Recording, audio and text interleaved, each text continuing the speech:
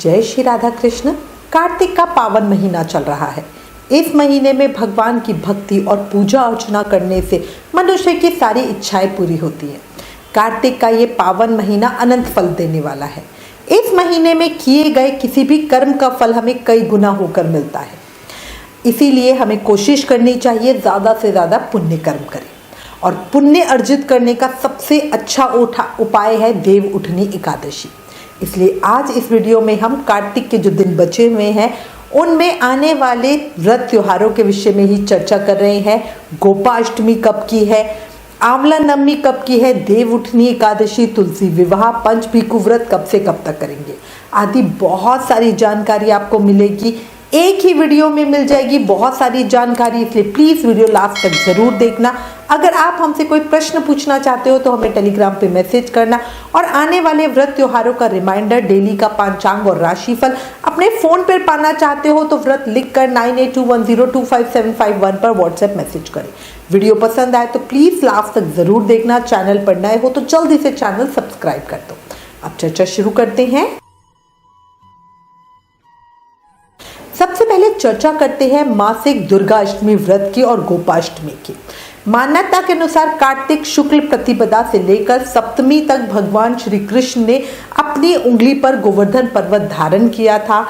8वें दिन इंद्र अहंकार रहित होकर श्री कृष्ण की शरण में आ गए थे तथा क्षमा याचना करने लगे थे। तभी कार्तिक शुक्ल अष्टमी को गोपा अष्टमी का उत्सव मनाया जाता है। कई लोगों की मान्यता है कि इस दिन से कान्हा जी ने गौवे चराने जाना शुरू किया था। माँ यशोदा ने गौवों की पूजा करके फिर भेजा था, इसलिए ही इस दिन गौवों के पूजन का विधान है। इस साल 2024 में गोपा अष्टमी 9 नवंबर दिन शनिवार की है। सभी जगह गोपा अष्टमी एक ही दिन मनाई जाएगी। बांके बिहारी जी, राधा रमन जी मंदिर वृंदावन, गौरिया मठ, इस्कॉन, सभी जगह एक ही दिन की गोपाष्टमी मनाई जाएगी। अच्छा, अब मासिक दुर्गा अष्टमी की बात करूं तो मासिक दुर्गा अष्टमी व्रत भी इसी दिन रखा जाएगा, 9 नवंबर दिन शनिवार को। अब अगर समय की बात करूं तो कार्तिक शुक्ल अष्टमी स्टार्ट हो रही है 11:56 PM को 8 नवंबर को, और अगर समापन की बात करूं तो 9 नवंबर को 10:45 PM पर समाप्त होगी। तो 9 तारीख को पूरा दिन की सुबह सूर्योदय में अष्टमी तिथि है, बहुत शुभ संयोगों के साथ है। अच्छा, राहु काल का समय जो अशुभ समय है वो सुबह 9:22 से सुबह 10:43 के। आंवला नवमी इस साल 2024 में 10 नवंबर दिन रविवार की मनाई जाएगी। इस दिन क्या करें क्या ना करें की पूरी जानकारी ऑलरेडी एक वीडियो में आपको दे दी है। अगर आपने अभी तक वो वीडियो नहीं देखा तो जल्दी से देखें, उस वीडियो का लिंक नीचे डिस्क्रिप्शन में दिया है। आषाढ़ 11 नवंबर दिन सोमवार की है। भगवान श्री कृष्ण ने अपने ही मामा कंस का वध कार्तिक मास के शुक्ल पक्ष की दशमी तिथि के दिन किया था। यही वजह है कि इस तिथि को कंस वध के तौर पर भी जाना जाता है। अब चर्चा करते हैं साल की बड़ी देव उठनी एकादशी की। दामोदर या कार्तिक मास के शुक्ल पक्ष की गौर एकादशी ये साल की बड़ी एकादशी होती है। इस दिन भगवान विष्णु 4 महीने की निद्रा से जागते हैं और इसी दिन से सभी शुभ कार्य वापस शुरू हो जाते हैं। ये साल की बड़ी एकादशी है, इसलिए जिन लोगों ने अभी तक एकादशी व्रत करना शुरू नहीं किया वो इस बड़ी एकादशी से व्रत उठा सकते हैं, मतलब व्रत करना शुरू कर सकते हैं। इस साल 2024 में देव उठनी एकादशी 12 नवंबर दिन मंगलवार की है। सबसे पहले मैं आपको एकादशी तिथि का समय बता देती हूँ। एकादशी तिथि स्टार्ट हो रही है 11 नवंबर 2024 को 6:46 PM से, और एकादशी तिथि का समापन हो रहा है 12 नवंबर 2024 को 4:04 PM पे। ठीक है, इस तरह शुभ संयोगों के साथ सूर्योदय में पूरे दिन की देव उठनी एकादशी 12 नवंबर दिन मंगलवार की है। सभी धार्मिक स्थलों पर एक ही दिन की एकादशी है। ये दशमी युक्त एकादशी नहीं है। पूरी तरह शुभ संयोगों के साथ सूर्योदय में एक ही दिन की एकादशी है। इस बार देव उठनी एकादशी पर भद्रा का साया भी है। कहा जाता है कि भद्रा काल में कोई भी शुभ कार्य नहीं करना चाहिए।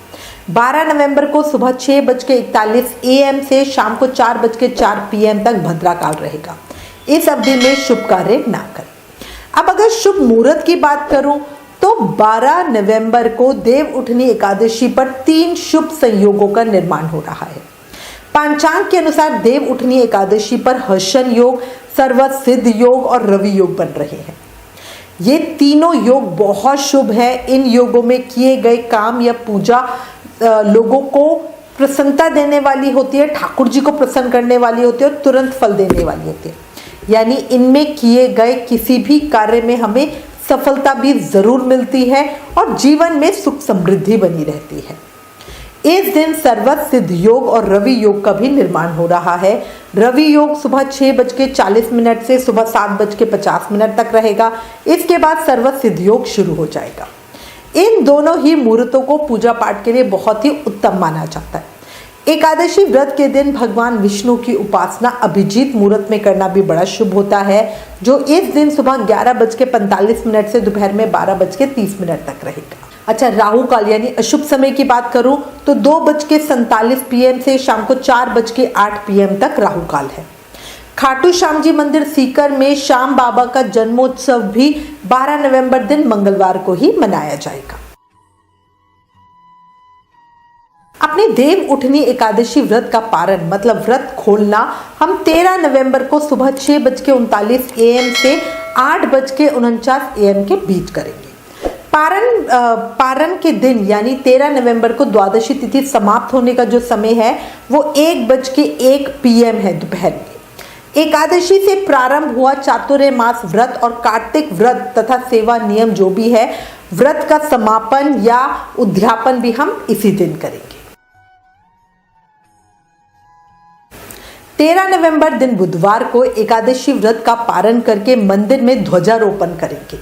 कार्तिक महामहत्तम में द्वादशी को मंदिर में ध्वजा यानी झंडे के दान का विशेष महत्व बताया गया है। इसकी पूरी जानकारी आपको कार्तिक महत्तम में पता ही चल जाएगी। अनजाने में कार्तिक महीने में एक महापापी ने मंदिर में ध्वजा चढ़ाई थी, उसी से उसका अगला जन्म राजा का बना। इसीलिए आप सब भी ध्यान रखना और मंदिर में ध्वजा झंडी जरूर से चढ़ाना। शास्त्रों में ऐसा वर्णन मिलता है कि अगर आप किसी मंदिर के शिखर पर ध्वजा फहराओ तो जितनी बार हवा से वो झंडा हिलता है उतने सालों तक आप और आपके पितर स्वर्ग में वास करते हैं। द्वादशी पर राहु काल दोपहर में 12:05 से दोपहर में 1:26 तक है। प्रदोष व्रत 13 नवंबर दिन बुधवार को रखा जाएगा। इस बार बुध प्रदोष व्रत है। इसकी कहानी आप हमारे चैनल पर सुन सकते हो, वीडियो का लिंक नीचे डिस्क्रिप्शन में दिया है। अब आपको कुछ कंफ्यूजन होगी कि 13 नवंबर को द्वादशी है, फिर इसी दिन प्रदोष व्रत भी है।